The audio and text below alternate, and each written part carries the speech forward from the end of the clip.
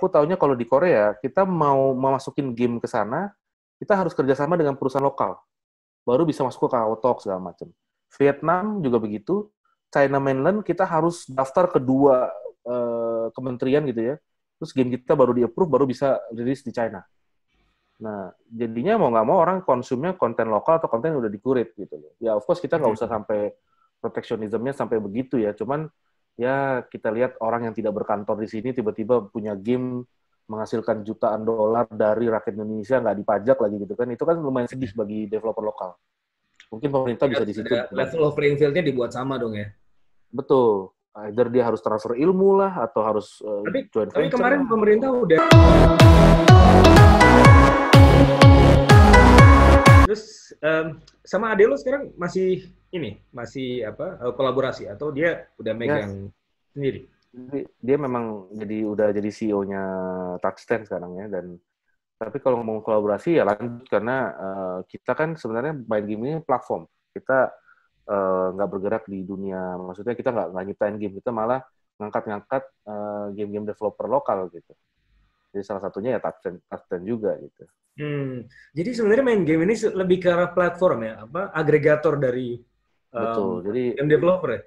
tuh seperti App Store ya, tapi kita nggak bilang kita compete lah karena kita nggak ada basis aplikasinya. I see.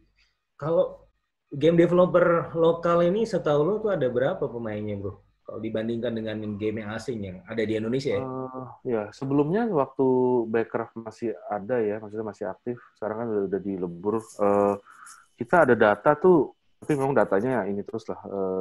Backcraft dan AGI, Asosiasi Game Indonesia itu ada nggak data, sebenarnya kita ada sekitar 200-an game developer yang terdaftar gitu ya, yang berbadan hukum kasarnya gitu. Ya, ini yang lokal ya berarti ya? Ini lokal doang. 200-an. Tapi memang angkanya sekarang pasti naik turun. Dan juga kalau kita lihat, kalau yang tidak berbasis hukum, yang benar-benar kasarnya indie, kasarnya kayak baru lulus atau bahkan lagi kuliah bikin dan segala macam, itu banyak sih, bisa sekitar 1.000 sampai 2.000 game developer di Indonesia ini gitu. Kalau yang kompetitor dari asingnya, kira-kira? Kalau yang dari asing, kebanyakan dari China Mainland, dari Jepang tapi sekarang udah jarang masuk. Dulu waktu zaman 2010 banyak tuh yang mau masuk, akhirnya invest juga di Touchstand. Tapi sekarang memang China Mainland sih. Contohnya Tencent ya kan, Garena hybrid ya, Garena itu sebenarnya dari Taiwan terus dia pindah ke Singapura, akhirnya jadi perusahaan Singapura, tapi investor banyak dari China juga. Tencent, lalu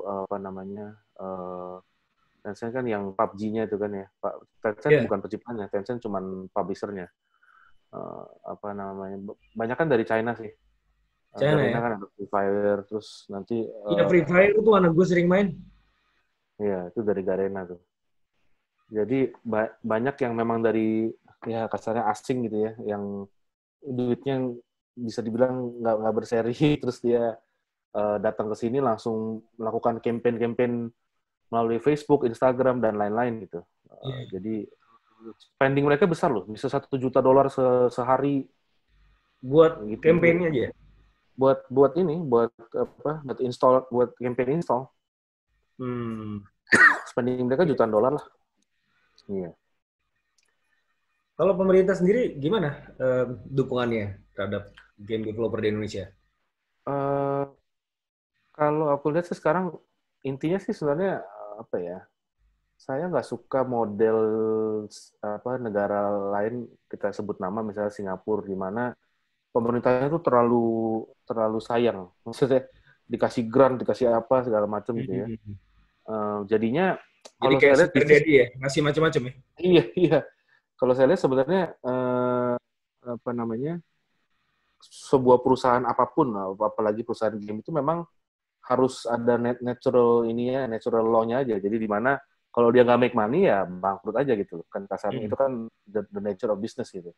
Jangan kita sokong-sokong sampai kasih grant, kasih apa segala macam sampai akhirnya susah. Mereka juga jadi manja gitu. Nah, di Indonesia sendiri kalau saya lihat ya memang of course I know, maksudnya saya baca dan saya analisa ya pemerintah nggak mungkin bisa mikirin satu sektor aja, karena kita masih negara kita besar, luas, dan banyak problem-problem yang lebih penting daripada ini game developer kita bantu gitu kayak gitu kan ya. Jadi memang kalau perhatian khusus dan lain-lain masih kurang, tapi ya udah nggak apa-apa, karena yang tadi saya bilang lebih baik kita dari pertama langsung hard gitu ya.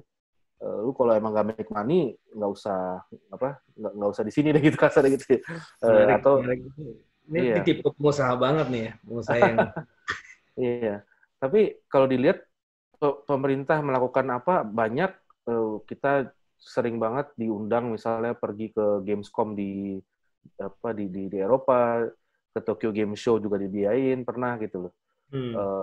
Jadi adalah bantuan, dan ada juga perhatian dari kementerian gitu ya, dari dulu Backcraft juga ke arah situ. Dan apalagi sebenarnya dari, kalau saya nggak salah 18 subsektor itu kan ya, ada macam-macam musik, film, dan lain-lain. Memang aplikasi dan game itu salah satu top 3 atau top 2 lah yang memang diberi perhatian waktu itu.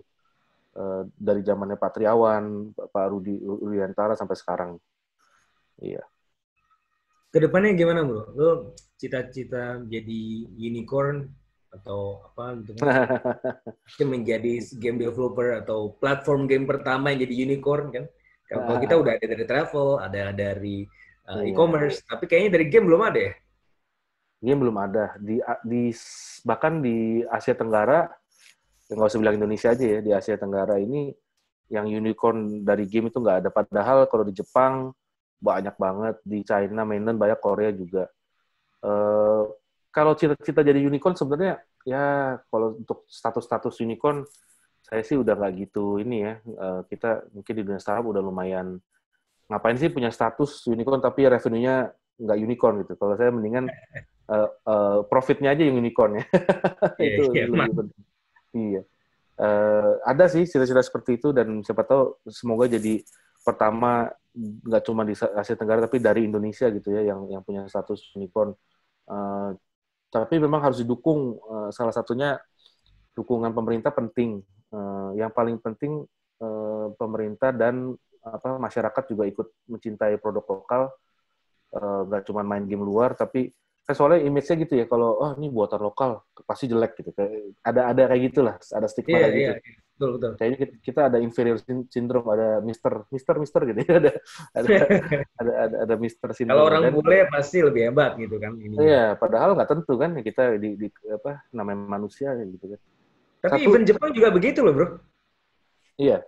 Orang-orang Jepang juga begitu loh. Maksudnya kalau lihat orang-orang bule juga kayaknya juga begitu. Kayak ada perusahaan kemarin apa ya? Siapa namanya? Bridgestone ya. Bridgestone itu kan dari Jepang ya. Betul. Tapi itu kan Ishihashi. Iya kan. Tapi kan dibuat internasional. Iya. Bahkan Panasonic juga kan nasional dia kan. Jadinya kan namanya tuh, ada Jepangnya, terus karena nggak laku dia bikin Panasonic namanya. Jadi ya padahal dari Jepang. Iya, itu ada inferiority complex ya. Mungkin itu yang harus kita benahin tuh ya, mental inferior inlander. Ya. Karena produk-produk lokal sebenarnya juga keren-keren. Cuma kitanya aja sebenarnya kadang-kadang nggak ngasih kesempatan kan, dan bahkan nggak percaya. Betul. Tapi kalau dilihat ya, peran pemerintah di sini juga penting. Gimana ya? Contoh di negara-negara yang mengutamakan produk lokal, seperti kita ambil contoh yang paling populer, Korea. Ya, di sana semua bangga banget sama Samsung, ya kan? Kalau mau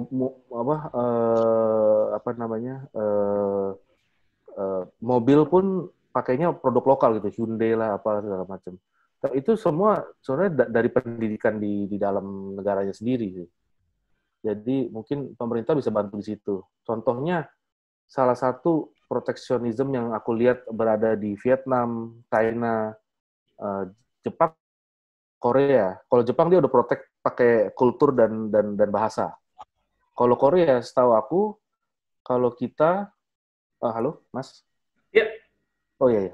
Tadi sempat. Masih ada. Internetnya nggak putus. Nggak kayak Sandi Uno kemarin. Aku taunya kalau di Korea, kita mau masukin game ke sana, kita harus kerjasama dengan perusahaan lokal. baru bisa masuk ke KO Talk segala macam. Vietnam juga begitu.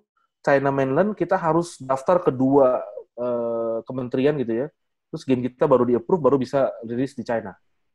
Nah, jadinya mau nggak mau orang konsumnya konten lokal atau konten yang udah dikurit gitu loh. Ya, of course kita nggak usah sampai proteksionismenya sampai begitu ya. Cuman ya kita lihat orang yang tidak berkantor di sini tiba-tiba punya game menghasilkan jutaan dolar dari rakyat Indonesia nggak dipajak lagi gitu kan. Itu kan lumayan sedih bagi developer lokal. Mungkin pemerintah bisa di situ. Level of playing field-nya dibuat sama dong ya. Betul. Either dia harus transfer ilmu lah atau harus joint venture. Tapi kemarin pemerintah udah mulai tuh, Bro, transaksi-transaksi elektronik dan kemudian perusahaan-perusahaan yang digital kayak Netflix kemarin udah dipajakin kan. Dan kayaknya nih bagus. punya strategi switching yang bagus nih, karena ngelihat nih kaum rebahan semakin dominan apalagi di masa pandemi kan. Dan aktivitas transaksi digital terus kemudian apapun yang terkait dengan digital itu meningkat, pemerintah mulai kasih pajak gitu kan. Itu menurut lo udah cukup nggak atau perlu yang lain lagi? Ya udah mulai a good start ya, daripada nggak ada, udah bagus menurut aku. Cuman ya intinya ini aku gua ngomong sebagai game developer ya. Selain diperhatikan menurut aku sih kalau bisa game developer asing yang mau masuk itu either harus kolaborasi dengan lokal, transfer ilmu. Nggak usah lah kita proteksi kayak lu nggak boleh masuk segala macam, nggak apa-apa kan, namanya free economy ya. Tapi ya intinya coba joint venture lah atau transfer ilmu lah atau berinvestasi di perusahaan lokal lah, atau gimana supaya yang lokalnya juga berkembang, nggak cuma nanti semua kalau dilihat di App Store atau di Google Play top 100-nya itu semua rata-rata luar gitu. Sedangkan di negara lain udah top 100 grossing ya yang sama download-nya.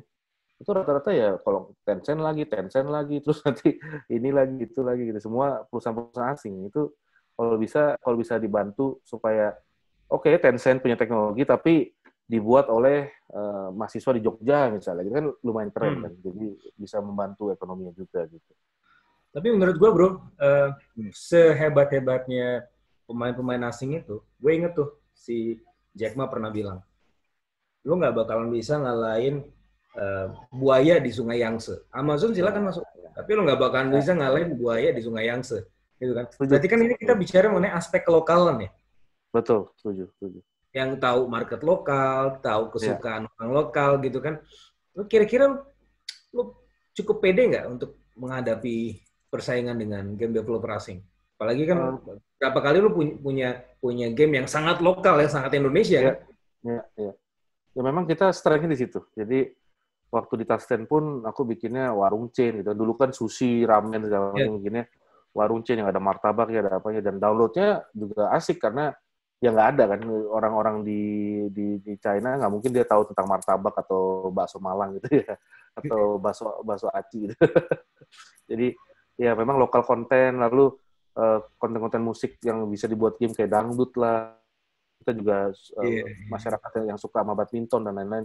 Jadi kita memang di Tasken juga gitu. Nah di main game nih sekarang kita juga lagi ngangkat kedai mie Nusantara lah, warteg Nusantara lah. Jadi ada banyak yang saya yakin game developer luar yang duitnya jutaan dolar untuk advertising pun nggak tentu bisa bikin gitu. Jadi benar.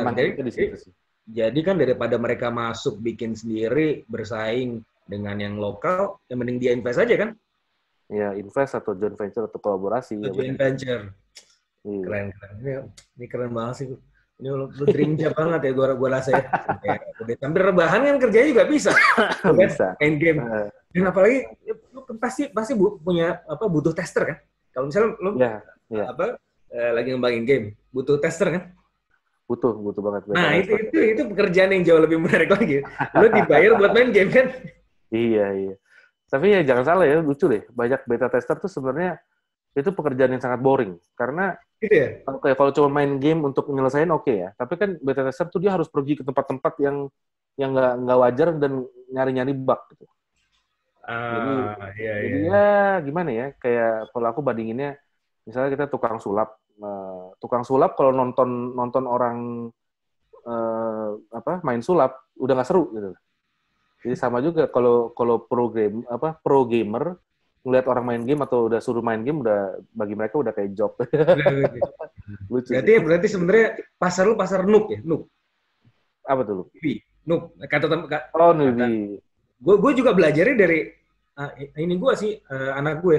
Noob. Ada yang noob, ada yang pro, gitu kan. Ya, noob ya, banget sih, gitu kan. Ada yang newbie ternyata.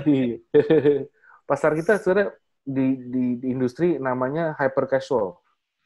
Hyper Jadi casual. ada casual game tuh yang ya game-game casual gitu ya. Game-game yang 5 menit nunggu orang atau lagi di kereta main. Hyper casual tuh lebih casual lagi. Jadi game-game yang kayak Flappy Bird, ya mati 2 detik 3 detik mati gitu. Itu hyper casual.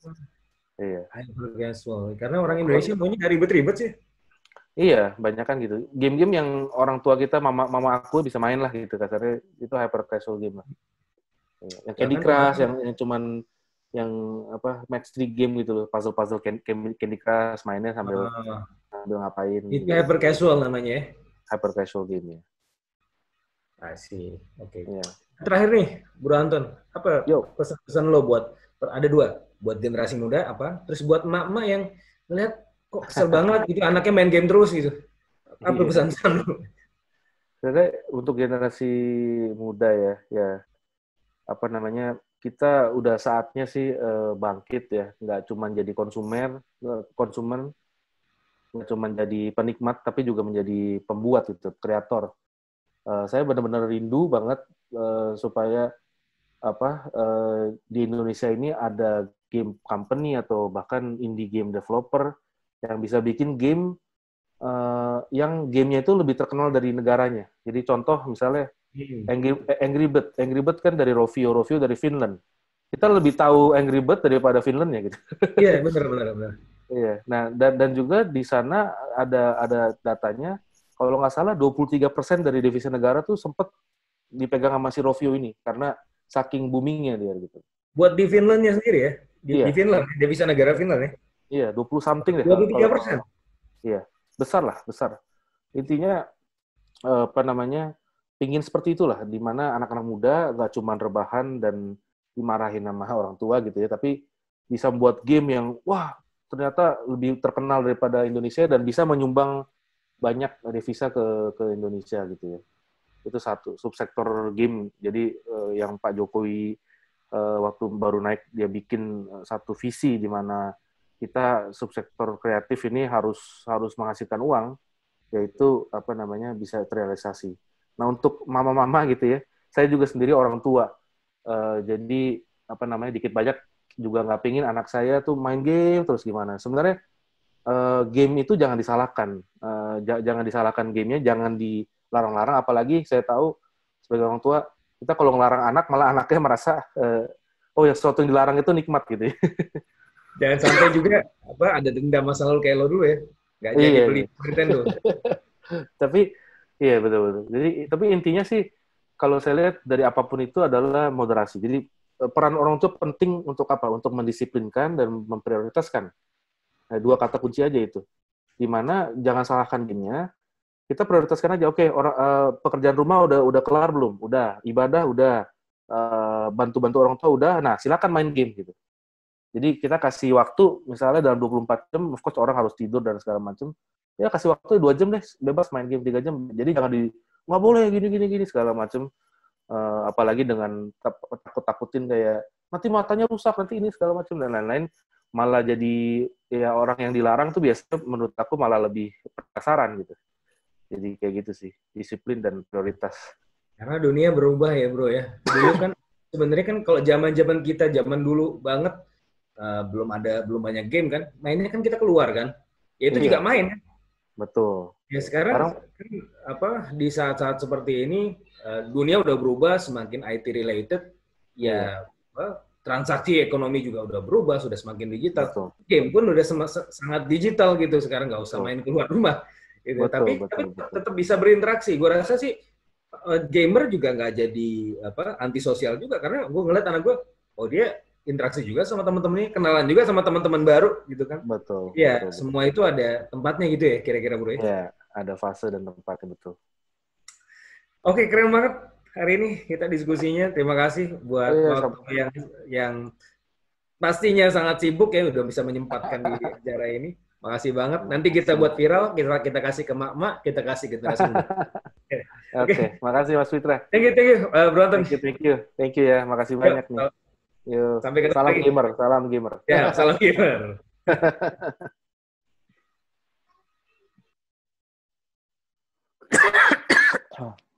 Halo.